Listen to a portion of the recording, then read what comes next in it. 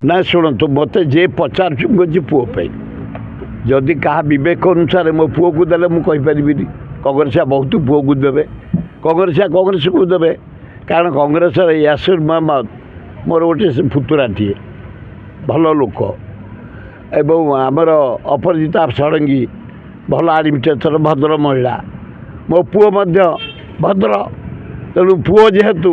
କଂଗ୍ରେସ ମୋତେ କାଢ଼ି ଦେଇଛି ପୁଅ ପାଇଁ ମୁଁ ପୁଅର ପ୍ରଚାର କରୁଛି ଏ ତିନି ଜଣ ଯାକ ଭଲ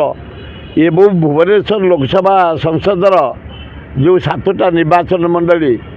ଆମର ବେଗୁନିଆ ବଲଗଡ଼ ଖୋର୍ଦ୍ଧା ଜଟଣୀ ଉତ୍ତର ମଧ୍ୟମ ଏକାମ୍ର ଜୟଦେବ ଲୋକମାନେ ବୁଦ୍ଧିଜୀବୀ ଶିକ୍ଷାବିତ୍ ସମସ୍ତେ ଚତୁର ଲୋକ ଭଦ୍ର ଲୋକ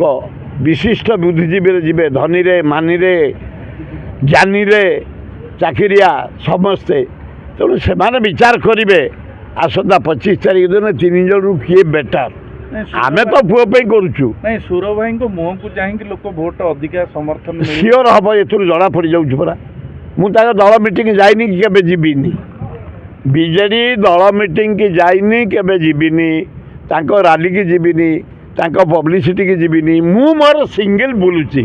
ସେଇ ସିଙ୍ଗଲ ବୁଲିବାରେ 7ଟା ଯାକ ନିର୍ବାଚନରେ 2 ରାଉଣ୍ଡ ସରିଲାଣି ବହୁତ ସାଟିସ୍ଫ୍ୟାକ୍ସନ୍ ସୁର ଭାଇଙ୍କ ବ୍ୟକ୍ତିଗତ ସମର୍ଥନ ବେଶୀ ରହିବ ହଁ ରହିବ କାହିଁକି ନା ଚାରିଆଡ଼େ ବୁଢ଼ାଠୁ ମା ଭଉଣୀଠୁ ଯୁବକଠୁ ଛାତ୍ରଠୁ ମାଡ଼ି ଆସୁଛନ୍ତି ସମର୍ଥନ କରିବା ପାଇଁ ତେଣୁ ତାଙ୍କ ଦଳ ଏବଂ ନବୀନ ପଟ୍ଟନାୟକ ଯେଉଁ କାମ କରିଛନ୍ତି ଭୁବନେଶ୍ୱର ଡେଭଲପ୍ କରିଛନ୍ତି ଏ ବଢ଼ିଆ ବରମୁଣ୍ଡା ବସ୍ଷ୍ଟାଣ୍ଡ ଜାନି ପଟ୍ଟନାୟକ କରିଥିଲେ ଏଇନା ଗୋଟେ ବଢ଼ିଆ ବସ୍ଷ୍ଟାଣ୍ଡ ହେଇଛି ମେଡ଼ିକାଲରେ ଡେଭଲପ୍ ହେଇଛି ରାସ୍ତାଘାଟରେ ଡେଭଲପ୍ ହେଇଛି କଳିଙ୍ଗ ଷ୍ଟାଡ଼ିୟମ୍ ଡେଭଲପ୍ ହେଇଛି ଜଟଣୀର ୱାଟର ସପ୍ଲାଇ ହେଇଛି ଫ୍ଲାଇଓଭର ହେଇଛି ରୋଡ଼ ଘାଟ ହେଇଛି ଖୋର୍ଦ୍ଧାରେ ବହୁତ କାମ ହେଇଛି ବେଗୁନିଆରେ ବହୁତ କାମ ହେଇଛି ଜୟଦେବରେ ବହୁତ କାମ ହେଇଛି ତେଣୁ ଜନସାଧାରଣ କାମକୁ ଏବଂ ବିଜେଡ଼ି କର୍ମୀଙ୍କୁ ବିଜେଡ଼ି ନେତାଙ୍କୁ ଏବଂ ମୋର ଯେଉଁ ଭାଇଚାରିଆ ସଂଗଠନ ସେ ସଂଗଠନ ଜରିଆରେ